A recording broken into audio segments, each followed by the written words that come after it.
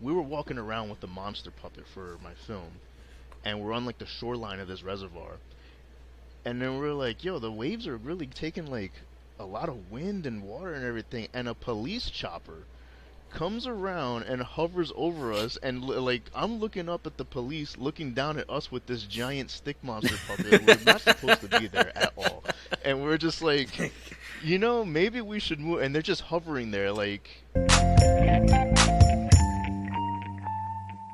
What's up, and welcome to the Los Wise Guys podcast. I am one of your hosts, Eslam, aka Ra, God of the Sun, accompanied by Dan, Papa Sun Killer, accompanied by Disco, aka Emperor Disco, because you don't want his government name out there. Double wristing, always. And then we got his cousin, the award-winning cinematographer, Chris Barcia.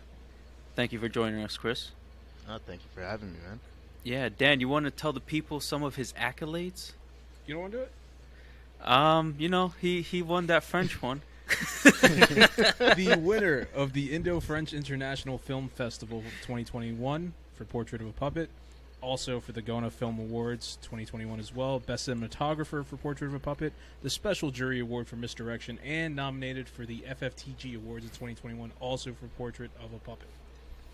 That's right. So Disco told us about you a little while ago. We were like, "Oh, that's fucking awesome." We looked you up. I think I don't know if everybody here, but watched the shorts. Did everybody watch the shorts? Okay, perfect. Yeah, I watched a bunch of the shorts. Yeah. So I watched Portrait of a Puppet and A Window to My Soul, or Window to the Soul. Yep. That's correct. Okay. Dude, I have Alzheimer's, so if I say something wrong, just let me know. That's all good. I watched both movies, both very interesting, dark, and it was just, they had like a theme going on to it, and it dealt with like spirits or whatnot. We'll get into that more a little bit later, but first we want to know a little bit more about you. Tell us a little bit about yourself and how you got into filming. Well, I got into filming a long time ago when I was in college. I'm 30 years old now, and then there's 21-year-old me. 21 younger than me. All three of us, but all right. Yeah, for real. That's it. I'm out. I can't do it. No, yeah, there's 21-year-old me in college, business major, despise it. Most of my family, my father's side, comes from business, so I thought I would kind of follow in the footsteps. And I just was so misplaced. The mathematics in it and everything of the things, it just wasn't really my forte. And it came time econ to must have sucked hard. hated all of it. Yeah. All of it. Anything just that's usually one of the hardest. It's like one of the hardest for business schools, isn't it? Like econ. I didn't even get that far. I just went into the intro. He's like he was there the first day. I was like, fuck it, I'm out. First day was just like, nah. Yeah, the vibe was all kinds of wrong. But it came time to switch the major, see what I was going to do. And I was at Middlesex Community College. Was that hard for you? Was that hard for you to turn your back on on that? The family's business. The family business? No, yeah, it definitely was, because I had to do something. And what ultimately ended up happening is, actually, my brother, George, called me. And he's older than me. He raised me on 80s movies and a lot of things. I've always had movies a part of my life as just something to do and something I loved. And it's just a part of my daily living. And I saw that they offered a cinematography course. And long story short, I was like, you know what? Let's just give this a shot. And for the first time, academically, school made sense to me. But then I pulled a plot twist. I dropped out of school because I couldn't afford an actual film school. And I was like, you know what? I ain't going back, but I'm going to really give this topic a shot. And I started to teach myself filmmaking. I started researching and just kind of getting my hands dirty with it. And then here we are, 10 years later. Awesome. What kind of research? YouTube? Oh yeah, YouTube, everything. There's all kinds of sites. The internet talk about cracking open the internet for knowledge, man. Like I Yeah. looked into every possible nook and cranny for like, all right, what is this college teaching this school? Where do you find that information? Yeah. What does it mean with this? Why does my cell phone not look like a Hollywood movie? And what makes that problem? And I just kept Yeah. doing that and over, and there's a lot Knowledge of is out trial there, and man. error. Yeah. Um. Well, so how did you like? So when did you get like your first camera, and like what kind of camera? Are you using like DSLRs, or like do you have like actual like video cameras? Yeah, no, I have actually still have my first camera. I started off on a Rebel T3i. It was from Canon. It was just like a little consumer camera, and I started doing videos. But then came that question of when I would finish the video, I was like, "This is super cool. I'm happy with it." And then I would go watch a movie and be like, "Why does my movie not look like that? Yeah. What is their camera doing that's different than my camera?" And then I would start to find the limitations, Hmm. and actually have it the first and through researching through.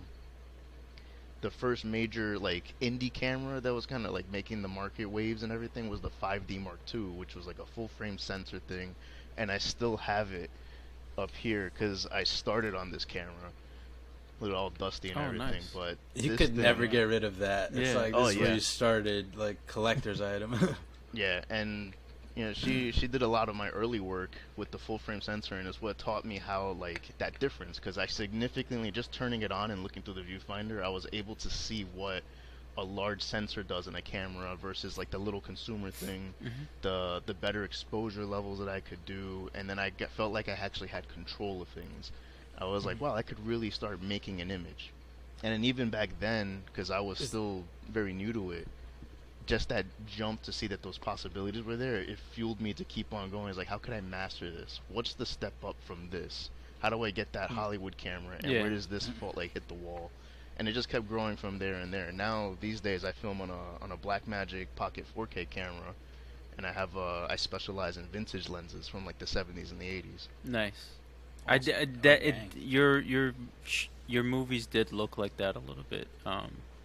Like they did have that vintage vibe, which I thought was just part of the story, which Hmm. it could be, right? Because I think that's how I forgot that's how they shot the Batman. They like used vintage, like the type of camera they used for the Batman was different than like other movies because they wanted a certain look, which was like very interesting. And like the first time, I thought all that stuff was just like mostly done in post, where they would add like the filters or whatnot. But like they actually like, no, we want this specific camera with this specific lens because this is the look that it's gonna give us. And it was like the first time something like that came Well, into every once my in a while, knowledge, you know. So every once in a while, a director does that. Tarantino did it though. You in The Hateful Eight, he brought out the what was it 8 mm? okay, Oh, He wanted brought to use that format it was for it as well. that was in the sensor thing. He was doing 70 millimeter format. That was Okay. a dead yeah. There was a type of anamorphic lens that does a super wide squeeze, and what's Yeah. happening is it's basically when you film it, you kind of like look stretched out, and then in post, what they're setting the resolution to will actually stretch the image into widescreen. And then with Hateful Eight, on old projectors, when they would do that, there was like a super ultra wide, almost panoramic format called 70 millimeter, and Tarantino had brought that back to Yeah. for that movie. And you And can see then it in the movie, especially when he does certain shots. You can see how like you have the entire room and you see everybody sitting in there, or even the beginning of the intro. Oh yeah, I went to watch when he was doing, because he actually did a road tour of the Hateful Eight, where he was playing Nice. it on 70 millimeter projectors, nice. and Wow. that was truly an experience. The screen and having that in its natural format was breathtaking. There's nothing like it. Oh, that's awesome. When these directors pull out their certain little quirks or image things for the story, when you watch it in like the format how it's intended, more so than like if you stream it on the computer. We have HD things and our phones are available everywhere, and you could pretty much watch any content anywhere. But when you look at it in that native format and the way that there's an intention to view it, there's a certain feeling that it almost feels like, oh, this is once in a lifetime type deal. Like I could only see this and be in this moment. And I feel like that just takes that extra step in the immersion of like connecting with cinematic audiences and everything. Going You off what deserve you it, were buddy. going off what you were saying about like the cameras and like seeing it on how it was filmed and supposed to be. I know now this is nowhere near as great as like one of Tarantino's films or things like that, but you saw the difference between how the original like Justice League when the Zack Snyder Justice League came out on like the square like the 4x4 right 4:3 four aspect by ratio, three yeah. yeah sorry the 4:3 aspect ratio where in the cinematic trailer in the cinematic release of the Justice League when Joss Whedon took over and butchered the movie, um, he made it into widescreen, and then like seeing that and then going back to the 4:3 aspect ratio and like seeing the difference of like scenes were actually way different from it's just and that's just because of the way they decided to do the aspect ratio in post, which is very interesting how it could change like your perception of a scene or like the entire movie pretty much. But um Yeah, it's one of those things where you like at least for me because I'm on the technical side mhm. where like now when I watch a movie I see a lot of the things because I do some of the things Does that that I don't ruin mind it for seeing. you? It's just different because like there's certain stuff where I'm like, man, that shot was amazing, and Yeah. then people look at it as like there's just a dude standing outside, or like no, but like the light is hitting them, the exposure, and like Yeah. I can nerd out. It's like a different experience for me. So like even though I follow the Mhm. technicals of the story, but like the way that they come together still immerses me in the story and everything, and I could enjoy a movie, but it's just a different viewpoint or outlook on it. It's hard for me to kind of turn my brain off Like and so I do just I kind of do the same with architecture. hmm Like when I go into like a space, like the first thing I do, I'm just looking around. I'm looking up. I'm looking down. I'm looking everywhere, and it sometimes ruins a space for me because I'm just like I really hate how this shit's coming together right now. Like it's really stupid how they did this. Like why the fuck is there a cornice there? Like what's what like so? But that's also like when it comes to that, it's very based on your type of style, your type of preference, right? Because I'm very my preference in architecture style is very simple, less is more, right? I don't like all that. I don't like too much decorative elements when it comes to like the architecture. So does your hmm preferences or like uh, your preferences, does that affect the way you would like a movie, or like you were saying before, you just see like the technical aspects and you can appreciate someone else's, um, you know, Style. style or because like I will appreciate like the greats style for like architecture, but like I'll go into a house and I'm just like, who the fuck? Why is this person even an architect? Like, you Yeah. know what I mean? Like, It's like there's so much wasted space dude, here. don't even get me started on my girl's house. Like, whoever that architect is needs to get shot. It's ridiculous. Put a toilet right next to the stove. If it was only that Nah, bad. yeah. Nah, I mean I see that all the time because I always say like being a filmmaker, you're kind of like two people. There's the creator, and then there's you personally. Like the And then spectator. I could Yeah. Yeah, and I could watch a movie and I could be like, man, like that was a really well made Mhm. film and great stuff all around. But I absolutely despise how this Yeah. happened. And a good example, Lerman's Elvis. Beautiful movie, I have not seen it fantastic yet. direction. Okay. Yeah, I Oh, still want to definitely see go it. watch it. That's one of the greater biopics that I've seen in recent time. Okay. Nice. But Baz Luhrmann, as a director, has this signature with mixing scores that are very out of place. And like in his old work, you've had like Romeo and Juliet speaking Old English, but they're in modern times, or you'll have hip hop in a rock setting, or vice versa. And in the Elvis movie, there's a little bit of that mixture. And for me personally, I absolutely despise it. Mhm. It takes me out of the movie, and I don't agree with that aesthetic choice. But then again, that's just me as the spectator. From a technical aspect, it it does work, and he mixes it in there fine, and it's not something that would be like that's an unprofessional movie. Mhm. Baz Luhrmann's a well-established director, but in terms of his artistic vision, I don't tend to agree with it. Mm. But I could recognize, You like, can at least but it's a appreciate well-made it. Yeah. movie. Yeah. Yeah. I do have a question for you. Just to want to do another quick shout out. Parker Woodley, first time we're checking out the podcast. What's up? How you doing? So how, since you're doing shorts as opposed to like big feature films, how does it work in terms of like getting a crew together and the actors and like the budget? Like how does that work? Like for you, is it like people you know, or is it people who are like aspiring like to be movie professionals such as yourself? Like where does that come into play? How does that work? I mean, when it comes to gathering like the team, it's another tool in the director's arsenal too. Who you put on your team is definitely going to affect the product. I have some of my go-to people that I know right away that they're exactly who I want to put in their positions and everything. But then it comes to like casting and stuff, and then we have to, well, my producers will figure out what the budget will be. Do we have any budget at all? Where is this going to go? Like my most recent project that's going to release on August 5th, on that one, my producers, we were able to put together $3,000, and then we're like, we have 2 nights to film this because the third day after, some people weren't available, and I was gonna fly out to the UK, so I wasn't able, like, it was this or nothing. So it was like, okay, got to bring that together, got to call in favors. They'd be like, hey, look, we're super shoestring.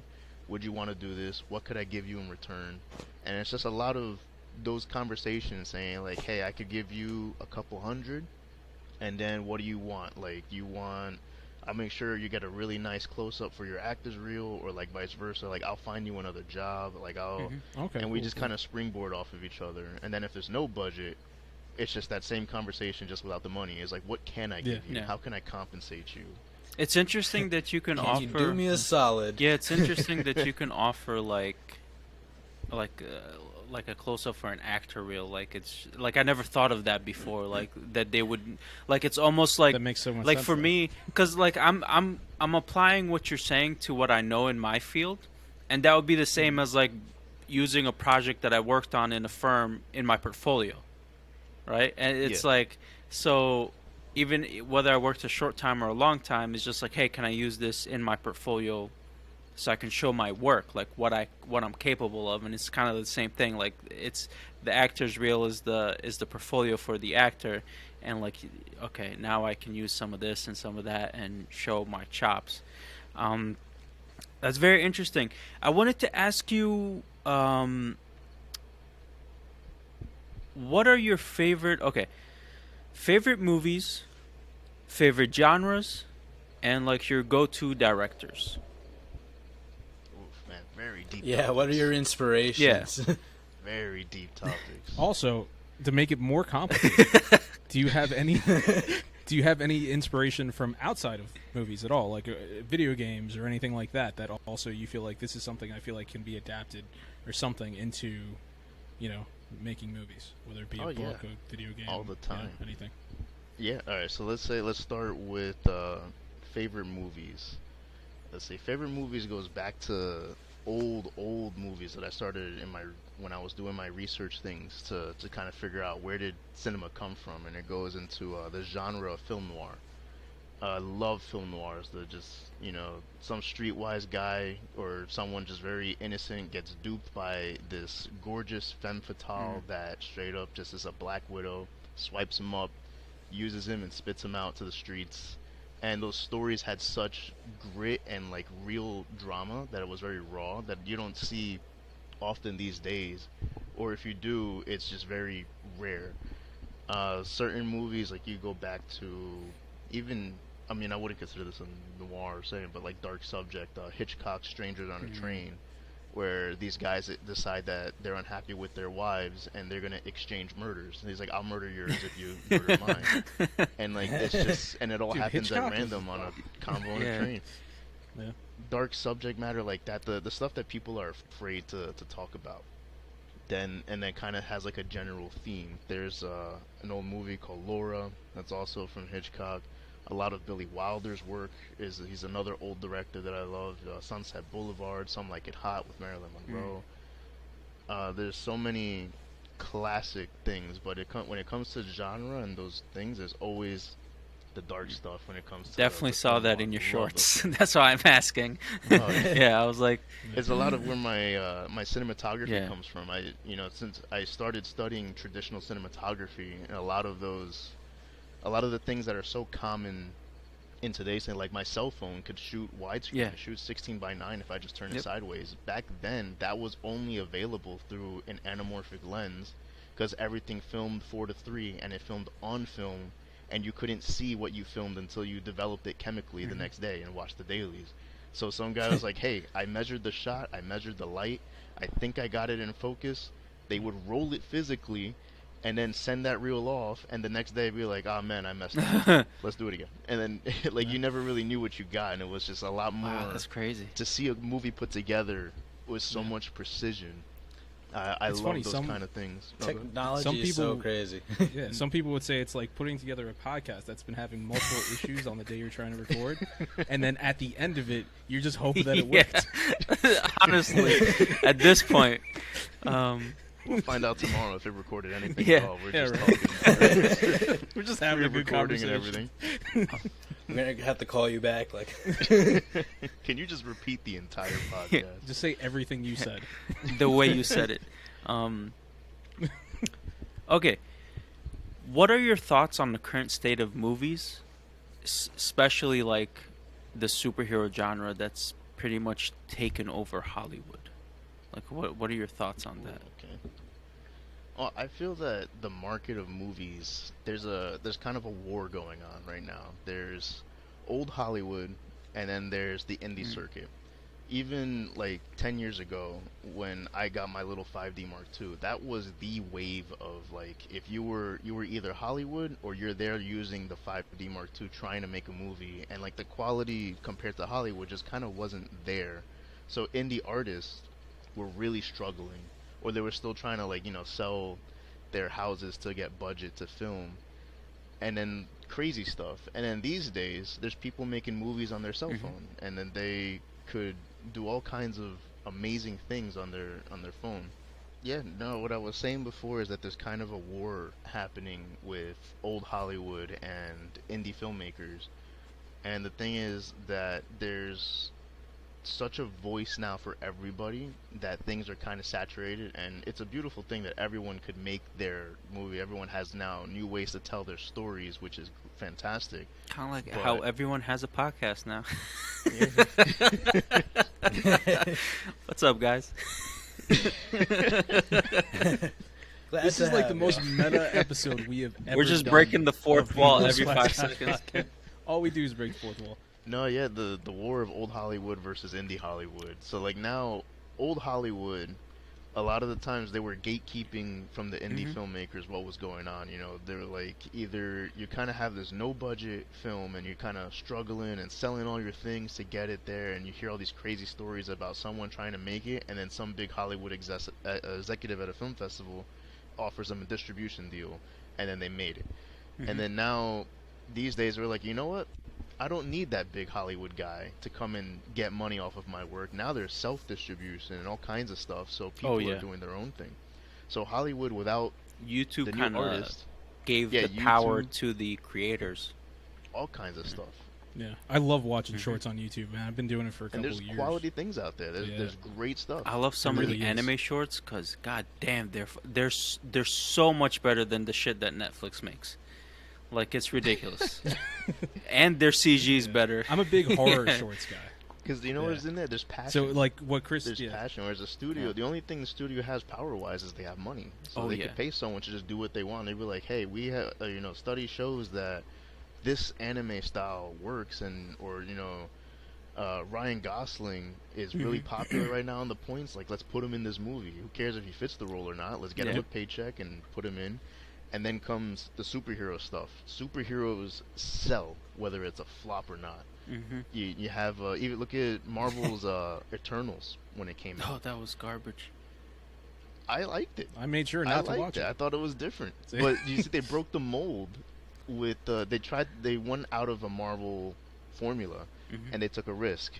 Oh, And they might went a like that. little more on the artsy side, and they kind of wanted to, like, oh, let's see what these characters are doing and all et cetera, et cetera. But when you go those routes, now your demographic, you go to a Marvel movie, I want to see heroes, explosions, cool stuff, and kind of like just see where that story goes and who they interact with.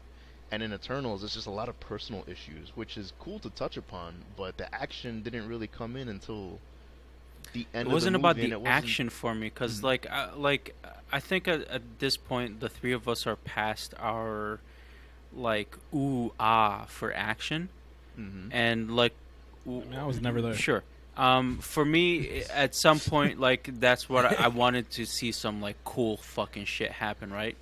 And now it's kind of just like I want the story. And with Eternals, I feel like even then the story kind of was flat. Uh, like the characters were some of them.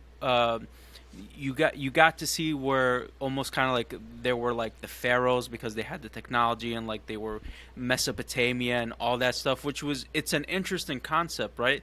They're like the Anunnaki, which is like a conspiracy theory of like these aliens that came and helped build civilization and stuff like that, which is very interesting. But the way they did it was, I don't know, it just kind of fell flat. Um, yeah, I don't know, I have but a that theory was why me. it feels flat though. I didn't like where Eternals fit in the MCU timeline. I just felt like it was so weird that we didn't hear from them like ever. And They've just been there the whole they're time. just hidden, gone, just like Thanos killing everybody. Eternals are just chilling in the cut, like doing Now, nothing. see, I liked the movie, but I Um, did not like the casting of the movie, and I feel like that's what made it feel flat. Like, why did Angelina Jolie have to play that one character? What made Angelina Jolie fit that role? Why did they cast her? And the real reason that I think they It's cast the her is name. because it's the name. Yeah, yeah. And then that, Mhm. when there's no chemistry, the story's gonna feel flat because Mm-hmm. now you're just following emptiness. There's Yeah. no. It kind of waters down things because they definitely tried to go a different artistic direction. They tried to just, this whole big thing, and it's like Disco said, oh, they've been in the background the whole time, and why haven't they gotten involved? And then you just have casting that doesn't land with people. It just didn't. I mean, I That feel like group didn't feel real. they did a different artistic directions when they had like their like phase one, and then when they did phase two with, and they did like Guardians of the Galaxy. Like that was something different from what they had done before. And Guardians of the Galaxy one was a phenomenal movie. Both Mm. cast, story, like everything about that movie was so much fun and so good.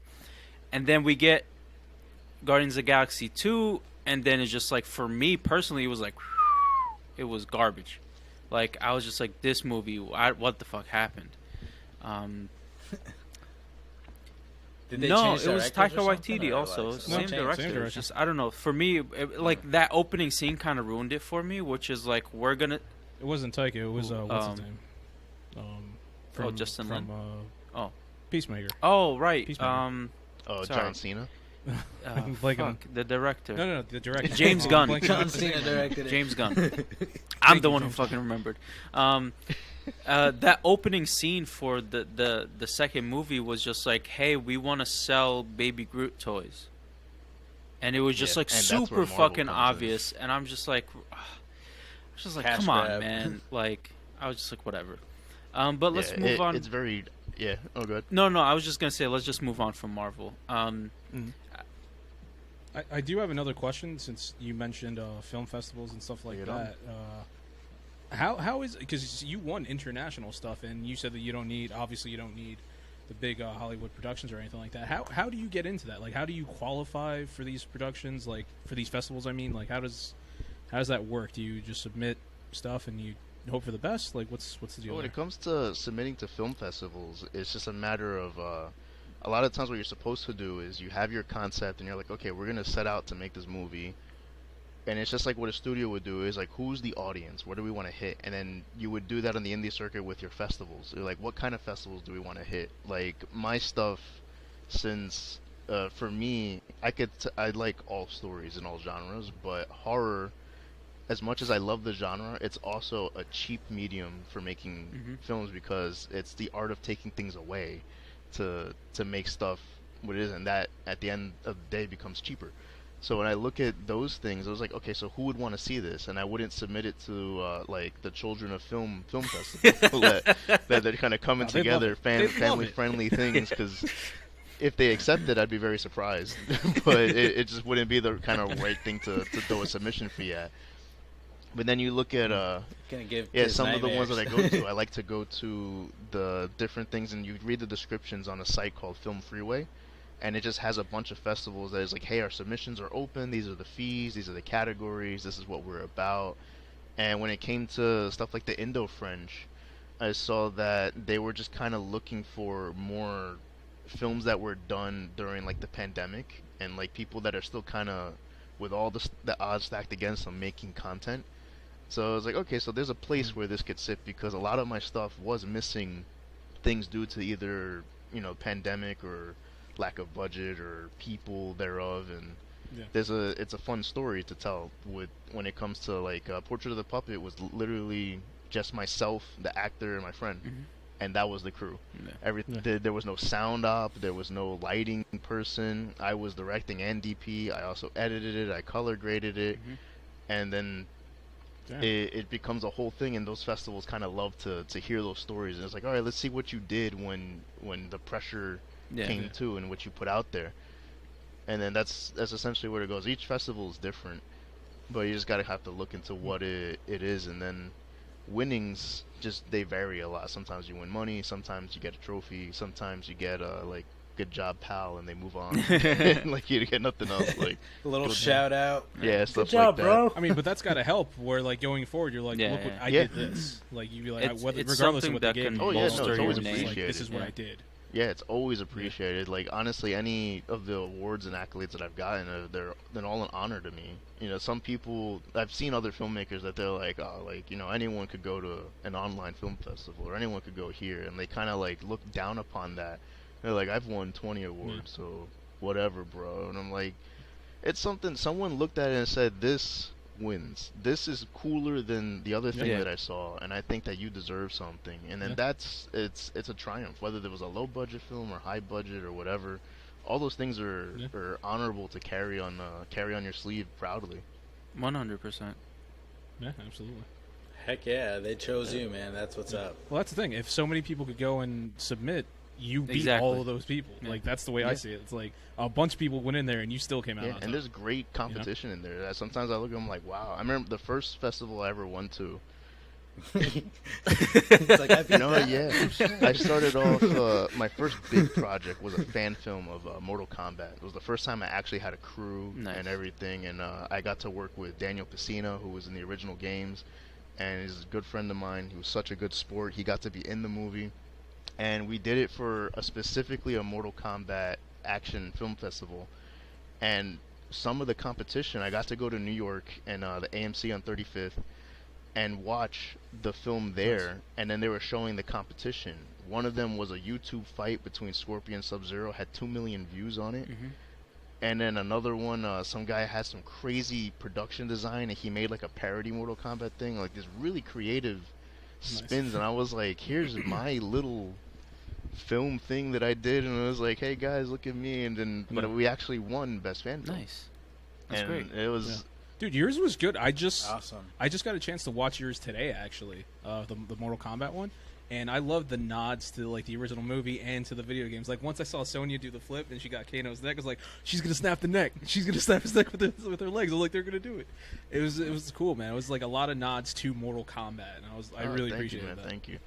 Man, you went deep because that was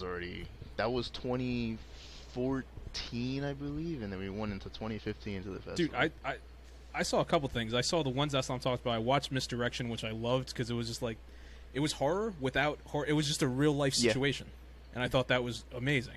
I was like, how often do you just see? It's just a mugging, literally, and it's like, but you went in there and you made a whole like thing about it. I love that. I went back in your YouTube. I saw the face upstairs, the creepypasta thing. I watched that. And I was like, "That's creepy as hell." And I was like, "Dude, you legit did a creepypasta. That's awesome." I was like, I was watching a couple of your things, man. I've been watching. Yeah, for, so I if also you appreciate that a lot. but Yeah, I it's- was just it's about up to my say, if alley. you don't It's up know my alley. already, Dan's a You know? fan of horror. It's like one of his favorite genres. Yeah, so Big time. Yeah. listen, man, we're keeping it real with you, like 100%. I did enjoy your shorts a lot. Before I Yeah. do want to deep dive into like the two shorts that I saw. for a little bit. But before we get into that, I just gotta ask, man, what did you think of the Batman? Like, Batman like was gorgeous. I just gotta actually know. I own the lenses that they used on there. Oh, They damn. the cinematographer, What? yeah. What? The actual used, lenses they like, used. not all throughout the whole film, but there's a lot of, like, in the car chase scene and a couple close-ups. There was a lot of vintage glass on that movie that was from Russia, and this company called Iron Glass, they modify these lenses to be used for modern cinema. And the DP on that movie had a special deal where they were unveiling like a new prototype for those old lenses being modded, and he used them. And I actually have some of those lenses there, and I have the orange coating and everything Oh, that's awesome. that like could get that look of the Batman. Oh. When I was seeing that, such a great Okay. film. I think Pattinson nailed That it is as sick. the Batman. I thought, You passed. You're good. You You can stay on the passed. podcast. You passed the test. oh yeah, definitely one of the best Batman movies that I've seen. And what's great is that he Absolutely. wasn't even necessarily really Batman yet. Yeah. Like, he's My becoming man, Batman. my man knows his shit. That's why Oh, you yeah, award yeah. winning, Gets bro. it. You know your shit. Hell yeah. What award We're are we gonna give giving him the What award are we LWG giving him at the end of award, this podcast? the We first gotta give him ever. Yeah. Cinematographer of the year. Yep. LWG There it is. cinematographer. Like, I get the award. I didn't even What work movie on did the he submit? film. He was I'm on the yup, podcast. Totally on. Just throw it on the resume. All right, now that you've answered that and you passed, let's jump into your shorts. Portrait of a Puppet. hmm So, in it, the story of the movie, go check it on YouTube. It's under your what is it? The Dark Minds production. Dark Mind Productions YouTube. Yep. Yep. Go check it out. We'll have a link below. I'm gonna put that in the chat. 'cause Yeah, I got yeah. people asking Put it in the me. chat. We'll put it in our description for YouTube when we put up this episode.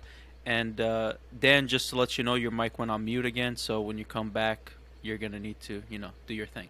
But for the movie, you had in like one scene, you had a lot of like cuts and like camera angles. Did you have multiple cameras to do that, or were you filming with a single camera and you just had to reshoot that same scene over and over from the different angles? It's over and over. I always shoot single Okay. cam if I can. I try to avoid multi-cam setups because it comes down to preference. But for me, it's just in my workflow because since I'm always lacking crew, normally you don't have. If you're a director, you're not necessarily the DP, and vice versa. If you're the DP, you're not the director. You're just in charge of your departments. Sometimes you could meld the two, like Zack Snyder did it on his zombie movie. But even then, he was director of photography, so he was in charge of the lighting and exposure and stuff like that. But he still had a cam op, so he could be a director. I'm always writing solo, so I go with the one cam, so I don't have to overload my mind. And I just know, I try to see the edit before I get out there. Or if I'm in a situation where something adjusts, I'd be like, how would I edit this? And then I get those angles to do what I want to do. And it's just a matter of going through over and over again to get the right amount of stuff. Okay. And like how much? So Portrait of a Puppet was around 15 minutes 20 seconds, if I remember correctly. Now, how much did you actually film and then edit down? If you remember, I'm just curious. Oh boy, as to like that happened almost over the course of a year in terms of the editing. Oh wow. That movie, what had happened, the whole story behind how that movie came to be was I had one actress I was working with, and I had an entire script written out for her that involved the puppet, and it was a completely different plot. And we got through about half of the movie, and then she had to drop out, and she couldn't do it anymore. And I was like, now I have half a movie, and she's actually at the end of the film in the snow. Oh, that makes sense. Okay. And okay. that was from the first time from the that's first genius. script. That's smart. That's yeah, smart. just like showing. Oh, okay. We'll get into why that is, but okay, go ahead. Yeah, but yeah, so I had to go back. Yeah, and one of my pals had come to me, the lead actor. His name is Al James, and he was telling me how he wanted to kind of challenge some acting stuff. I was like, I just had this situation with this actress, and she couldn't do this no more, but I have this footage. What if I built a story that I could use that, but then have you be the lead, and let's redo this and make something purposeful out of it? I was like, what kind of character do you want to play? What I want to hit, I want to talk about artists in general, the kind of the dark side of artists and what they go through, how someone could be manipulated very easily just by somebody promising something that sounds, good, whether it be something as simple as even friendship. It could be, sometimes when people aren't thinking clearly, you kind of do stupid things. 100%. And he was like, yeah, he's like, I could get into that. And we started developing the character of Robbie. And then we just kind of went out there and started shooting. And I was like, all right, it's just us. Let's have fun with it. And started, keeping to that kind of theme. And I was like, so I just kind of directed him, and I was like, this is going to happen here, and made a whole new plot out of what was going to go down with this puppet, and he became a whole different character. And then I ended up voicing him on top of that, because I couldn't get an actor to voice the puppet. And it was just it just kept snowballing and snowballing, and then it was just a lot of trial and error, kind of, but as long as that theme was in there, I was like, okay, I have all this random footage with scenes that I wanted to happen. How could I make them say the statement that I want to say? And it ended up becoming what it was, but it was months of editing. Wow. Lots and lots of things going back and forth. I can only imagine. On an average film, like Misdirection, I'm assuming, did you have any issues with that one, or was that like a straightforward, like you shot it and edited it? Like, I'm just curious, like on a regular, without all the stuff going wrong, like how long would that take you, like the whole process? Misdirection took a couple months in the editing, just for the sake of, again, I was doing all the stuff until I handed it off to sound design and score. Misdirection was a pandemic film. That was something where the same thing, my friends got together and we were like, man, we miss making movies, because like we're stuck inside. And they came to my apartment complex. We spoke about it. We were walking around at night, and we spoke about, like, we could something like this, we could do that. You want to come back tomorrow and just film? Yeah, all right, cool. And it just became Nice. a total on-the-fly thing. I feel like that was us Yeah, back and in then, high school. Right? That's the type of stuff we Yeah. would do. Like, Those hey, are the let's just best. do something real quick. Also, we have an LWG Spontaneous film inspiration. that if you want to check out that we did back in high That's school. true. I would love to. It's called Guns N' forgot Roses. I was It's a talking about masterpiece, award-winning. actually. I was director, You and could then probably learn a couple Disco, things. and Dan starred in the movie. I was also editor, but it is what it is. You know how we do. Eslam has one of the greatest zoom out shots in cinematic history Yeah. in this film. Also, an It's so earthquake good. shot that is phenomenal an as earthquake well. shot. Yeah. Yeah. This could But, be the next winner of Cannes. Like, it could Yeah, be oh, the book absolutely. Yeah, yeah. If you guys Yeah. want to check it Cans out and bottles. on You Twitch, know what I'm go check it out. The YouTube channel is called Kamiu 5000, KAMIU 5000. Go check that out. Because somebody spelled Guns N' Roses wrong. I did that on purpose, by the way. Just saying, because I didn't want to get taken down for copyright infringement, so I added an Yeah, extra yeah. N. Yes. Axl Rose and Slash are going to go, wait a second. Yep. They go after the little guys, man. They don't go after the big guys. They're like, because They're watching the podcast right now. They're like, he got us. We've been waiting for them to admit it. Yeah. We've been waiting for them to admit it all these years. Let's sue those motherfuckers. All right. Portrait of a Puppet. Really cool story where there was magic and a witch involved, a curse, and also with Window to My Soul also had spirits, and like there was the presence of the supernatural in both, right? Which was really cool. With the Portrait of a Puppet, Robbie, the main actor, the lead, finds this box. There's a puppet inside. The puppet starts talking to him. Robbie's like, "Whoa, what the fuck?" But then he's like, I felt like he was because he got along with that puppet real quick. I was like, dude, that's a fucking talking puppet. Like, have you not seen Chucky? But Struggling artist, dude. exactly, like struggling artist, very lonely in the pandemic, hasn't seen anybody in like 2 years. You know what I mean? Um, Yeah. dude's like, fuck it, I need a friend. And then as soon as like the puppet was like, you can help me lift the curse, I was like, this motherfucker's gonna Don't trick trust him. He's gonna double cross him, this son of a bitch. Robbie's real nice. He ain't got no hands. Don't trust him. Yeah. Um, but yeah, so Robbie ends up drawing. He tells him like the story of the witch and the curse. Then you have to. He tells Robbie's like, if you draw a portrait of me and show me that portrait, the curse will lift. And he does that, and what ends up happening is Robbie and the puppet switch places. So the spirit or the soul in the puppet takes over Robbie's body, and Robbie's soul gets stuck into the puppet. And now Robbie's like, "Oh shit, what happened?" And then now that you say now that you've told us like a little behind the scenes of you had filmed another film halfway through with the actress.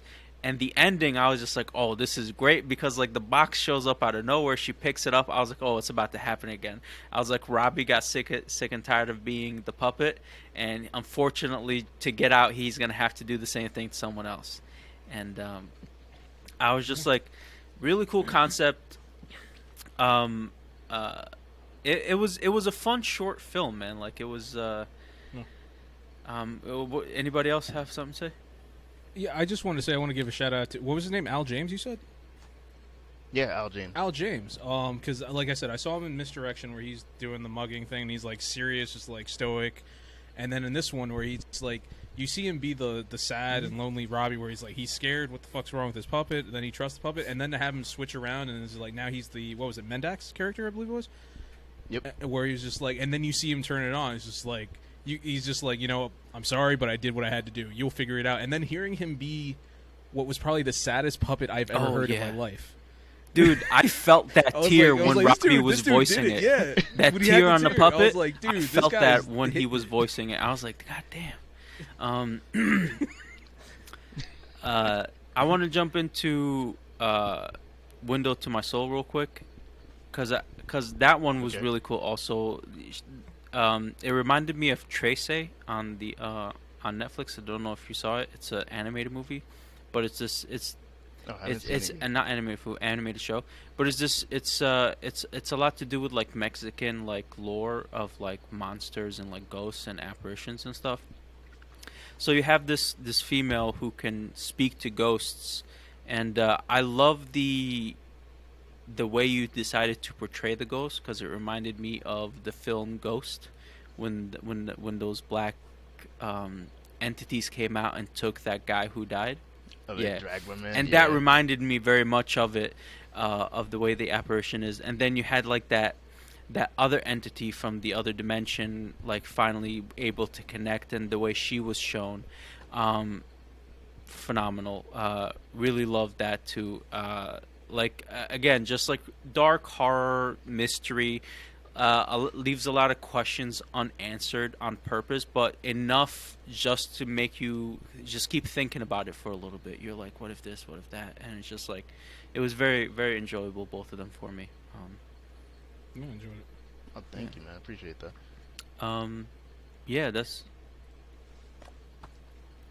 I just want to mention, I want to know like a little more into the creation of Dark Mind Productions, like the inspiration behind the name, and then also like the background labor that went into that, like, and also that's where other people can reach you at to like hire you, and so I just want to know more about sorry. Dark so Mind. Before you get into started that, I with- just want to shout out the artist who you had do the artwork that showed the story of the witch and the artist in Portrait of the Puppet.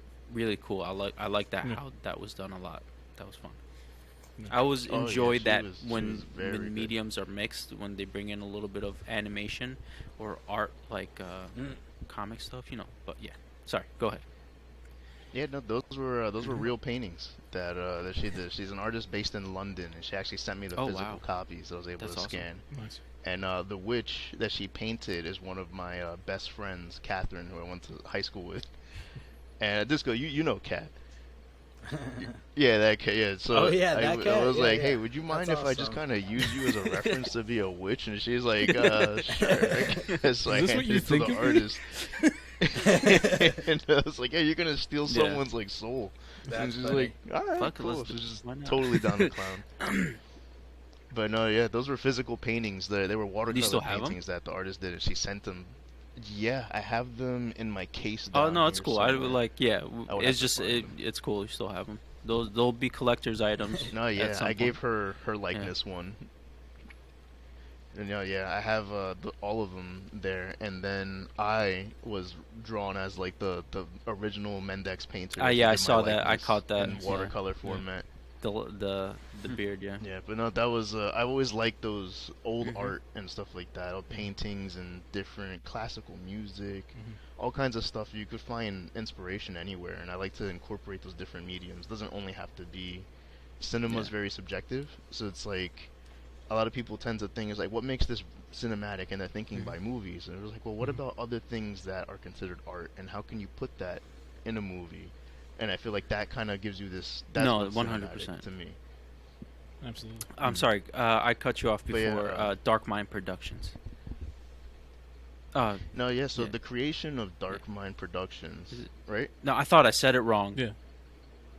No, I thought I said Yeah. Dark Yeah, Mind that, Productions that, wrong. I that thought was it was my something question. else. But again, that, my Alzheimer's. Yeah. No, Sorry. yeah, you had it right. I'm just like I'm It's all wrong. good, bro. Like I said it wrong. Shit. This man, after he said the word, what the fuck did I just say? For real, bro. I was like, isn't it something else? What just happened? He's like, it's Black Mind You Production. just sent me Oh, exit shit. out. Like, that's it. I'm out. But no, yeah, the creation of Dark Mind Productions. When I was starting out and I decided to be a serious filmmaker and everything, I was like, I gotta put myself out there, and I wanted to start my production company.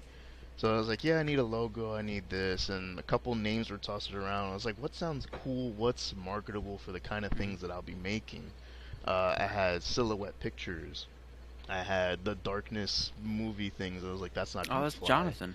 I was like, Evil Mind stuff. Sorry. Oh yeah. I'm sorry. That was his nickname. No, back yeah, in the I day. had all kinds of different things, and I was looking for a name that fit myself more than anything. And myself, I've always been a very cynical person, not in the sense of like a negative outlook, but I always look at, tons of darker material.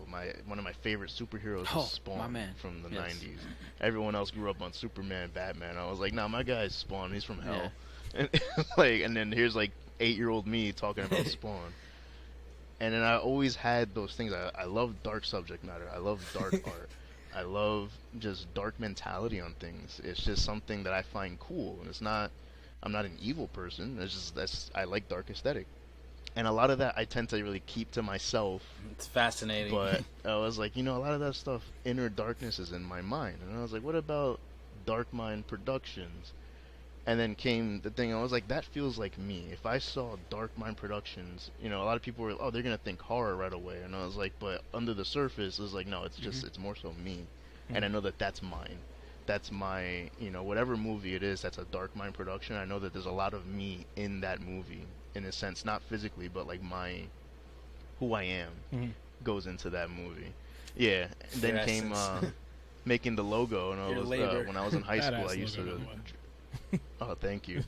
They came from when I was not so badass in high school. I used to have the leather jacket with the skulls and everything. And I still got them in the closet too. And they don't get worn much these days. But I was very much like the emo kid, and I used to spike my hair up and everything, like the whole nine. And I was like, I had we all phase had those two. phases. We're here together. But I was like, all right, I'm gonna put that in the logo somewhere. It's coming from my mind. It's got to be a face. Can't be my face because that would just be weird if I had that, like my face smiling, like Dark Mind Productions. I was like, what about a skull? And then just researching different skull designs and everything. I hired an artist, so I was like, hey, I know I want a skull there, and I want the letters on the side. Let's do some concepts and do it. And we just kind of shot designs back, and then Dark Mind Production logo Nice. was born.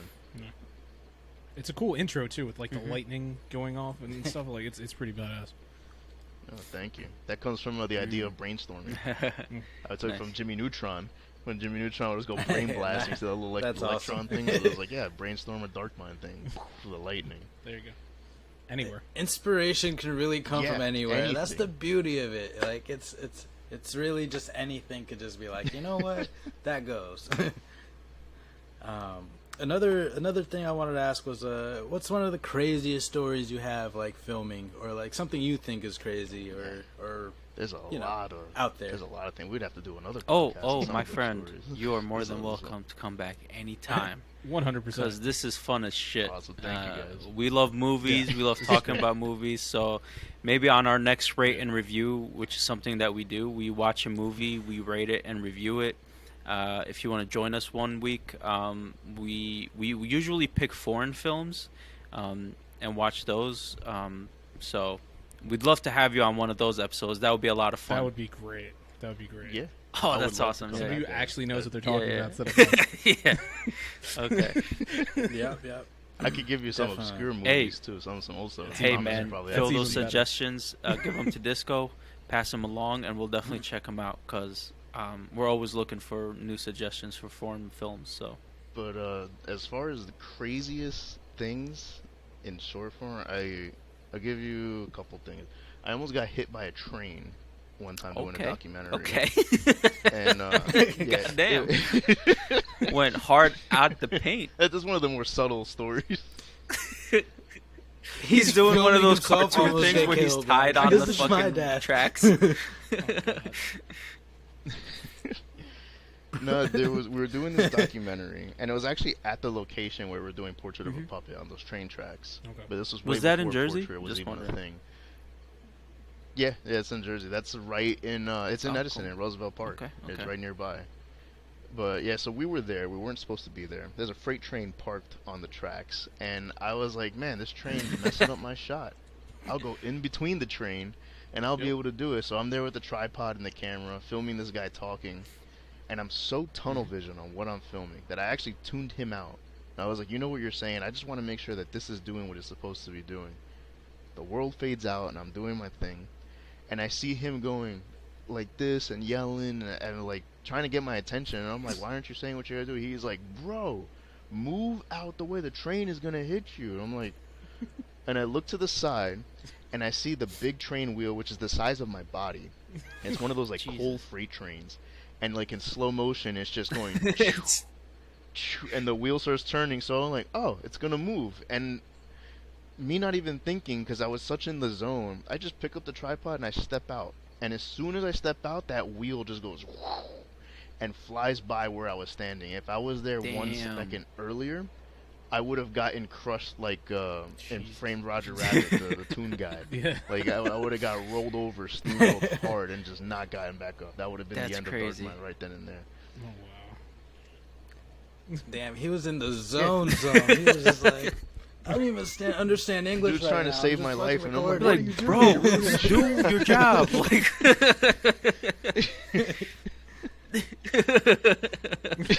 He said, "I'll die for this shit, cuz." Oh my god. Oh man, another scary thing in one of my short films, Witness, we were at this reservoir on like a dreary day where nobody was really at that park, and I didn't know that the ranger, sometimes the park rangers go hard, because I thought park rangers, like, they just patrol the area. Sometimes you might catch them in a van.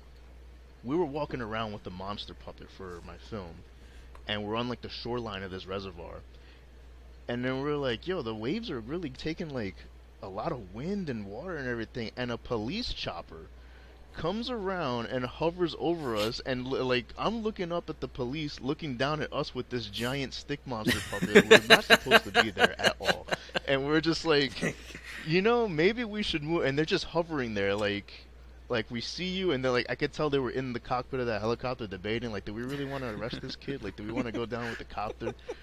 And I'm there with my friend, and I was like, yo, these guys, like, they could have just sent someone and be like, bro, you can't film here, and I would have left. Like, why you sent the chopper out on me? Like, that's crazy. I think they were like, Yeah, someone that's called like in a 5-star right I Bigfoot. there. entered the You- army base in Grand I Theft think Auto. someone just practically. called in a Bigfoot sighting, so that's why they sent the copter. It was the monster you were carrying. I have a Yeah. question.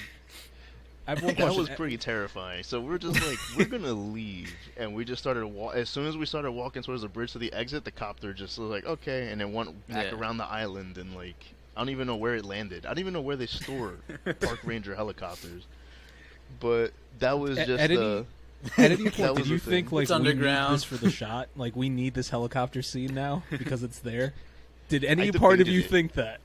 I debated That'd it, have but I been was so like, dope. I wonder how much of me they really see, because like they just see a couple guys and a weird monster puppet, and like that's not something you see in a park. So they probably Yeah. thought I was either like a Satanist or somebody going to crazy. sacrifice And if I somebody take in the this forest. little metal object camera, Yeah.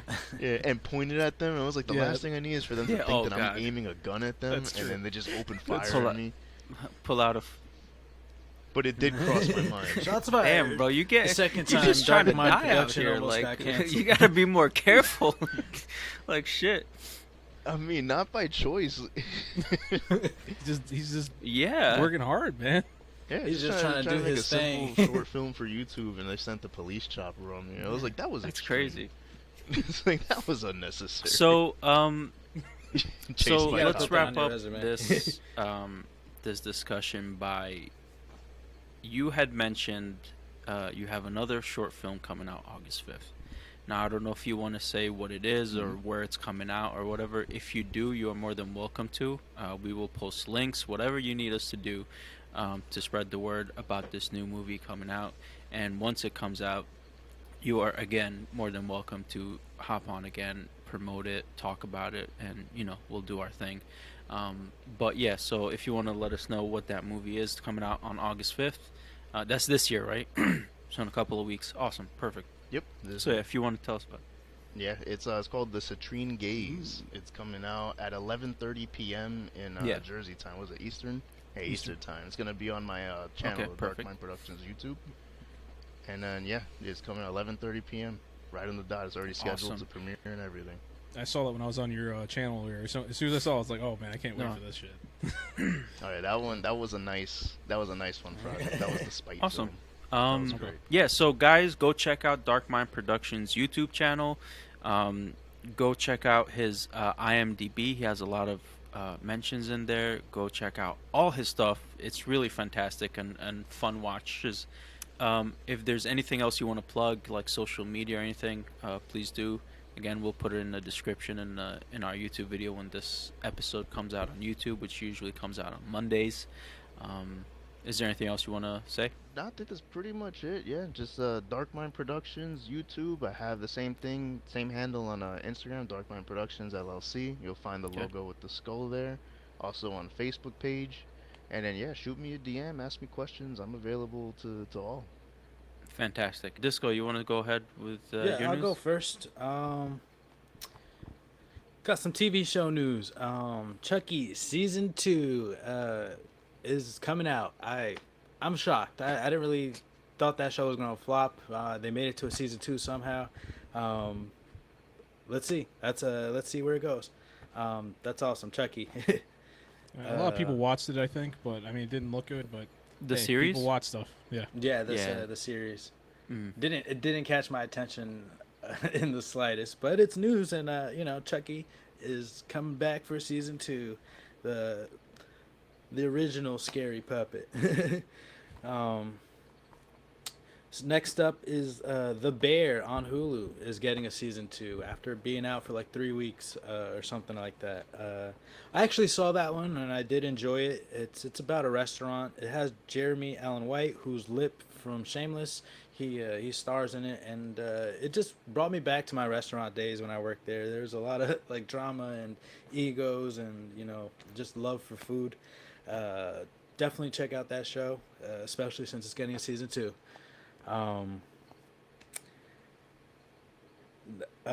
Next up, I want to talk about Yu-Gi-Oh! This happened last week, but I failed to mention it. But I need to say it because Yu-Gi-Oh! Took up so much of my childhood. The creator of Yu-Gi-Oh! Was found dead. He was 60. They found him at sea. Apparently, it was like a snorkeling accident or something, and they just found him washed up. So it was some sad news for me. I played Yu-Gi-Oh! Die Hard. I tried to get my girlfriend to play Yu-Gi-Oh! And I was like, pretty much got everybody to play Yu-Gi-Oh! Around me and shit. But Yeah. Eventually, I grew out of it, but it still hits home the fact that he died, and No. I still play it from time to time on my PlayStation. yeah. You know. I actually downloaded it on my Switch. There's like a free Yu-Gi-Oh game, so I Yeah, gotta, yeah. in his honor, I gotta jump on that. Eric's been telling me to go on it too. Mm. Next up, we have some entertainment news. Lamar Odom is set to fight fake Drake. That's a thing. Celebrity fight. It's a I great feel like sentence. that's just so silly. Fake What's a Drake, fake like Drake? it's this dude that's been dressing up as Drake, so he's like an Oh imitator God. Drake, and so I guess they're both getting in their bag. I don't know what Does Lamar Sure, Lamar Odom's. Lamar really Odom need that has. money? Yeah, Isn't he married to probably. like one of the Kardashians or some shit? Or I don't know. Everybody's No, married to one not of the Kardashians. Nowadays. yeah.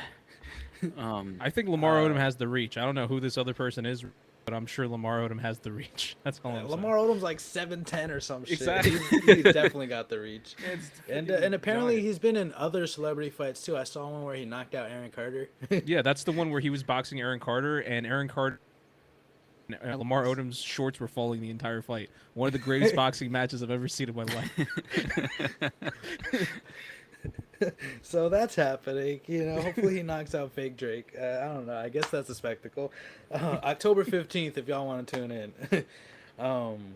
Next up, here's on a serious note, George Foreman, legendary boxer, has a lawsuit from two women who claim that he sexually assaulted them in 1970s, and both women are claiming for 12.5 million, 12.5 million each.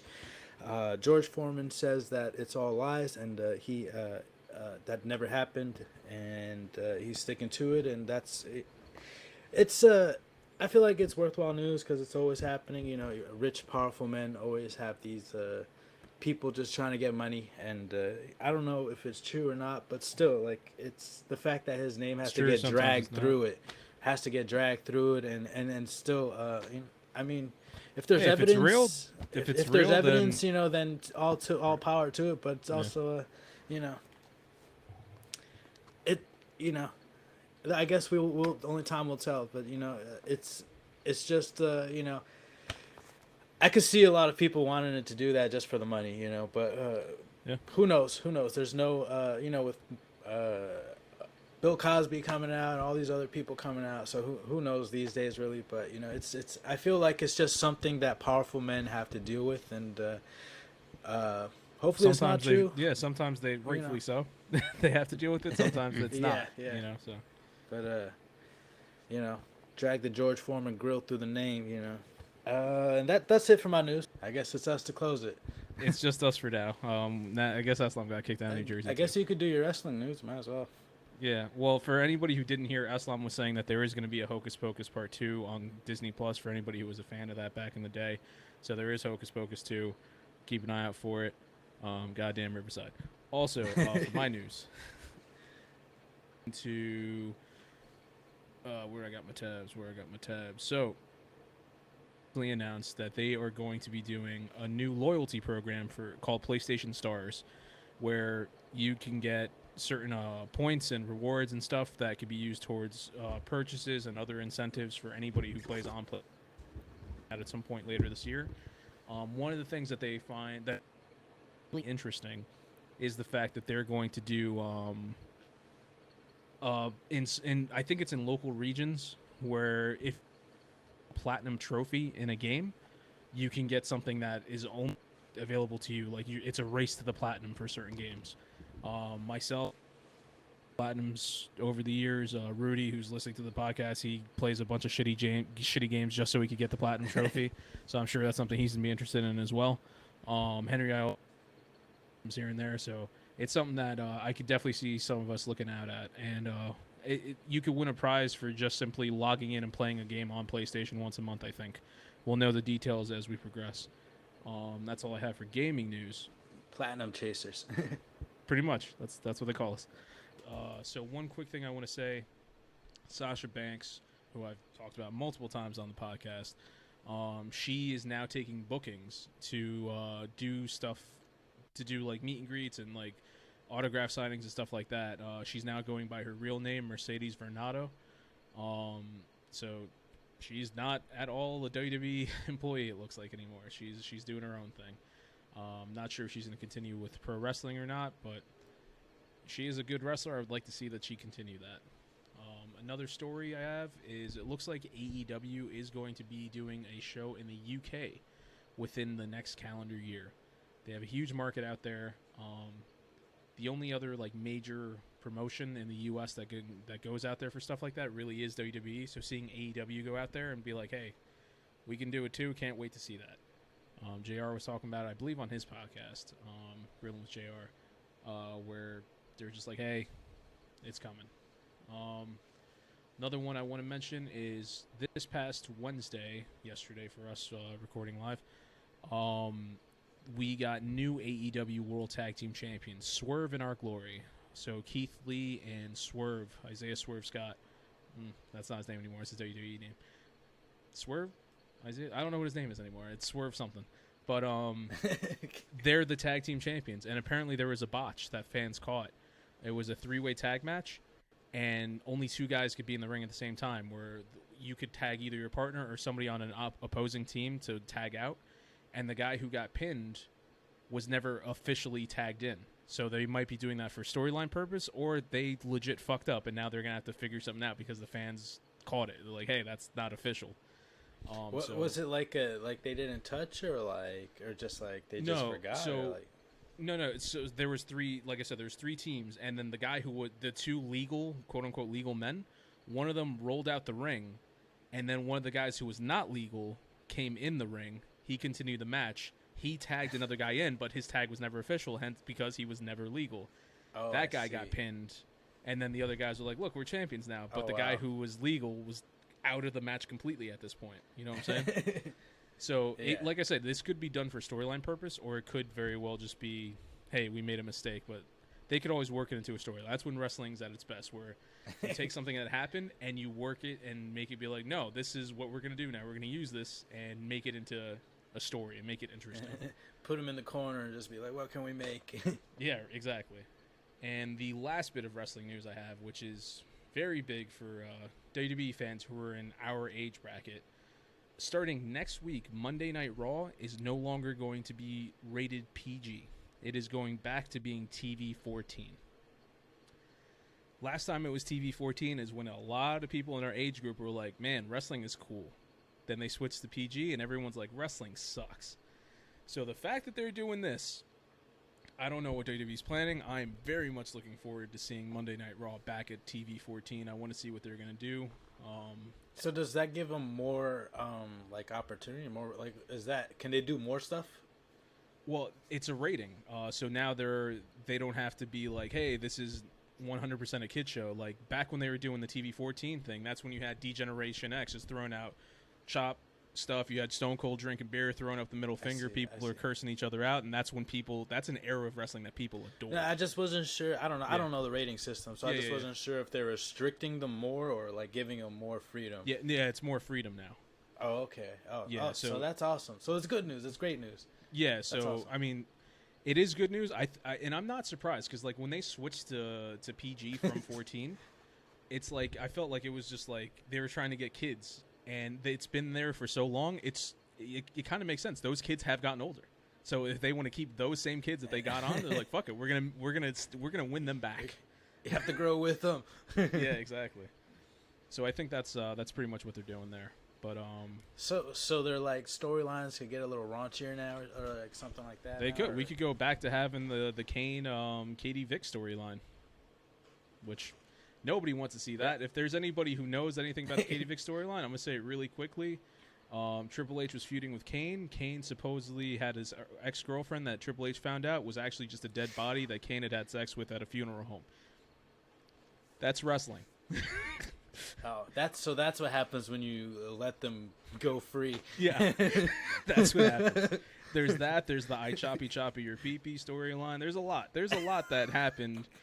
That sounds so racist. I don't even know. Dude, it involves the Yakuza and a porn star with a katana. It's a whole thing. That makes total sense. Yeah, Tori Wilson's father dying after he saw his daughter make out with his wife. It's a whole fucking thing. Wrestling was wild. But TV14, we get to have more stupid stories like this again. That's nice. For listening to the Los Wise Guys podcast. As always, follow, like, subscribe, rate, and review. And next week. Thank you.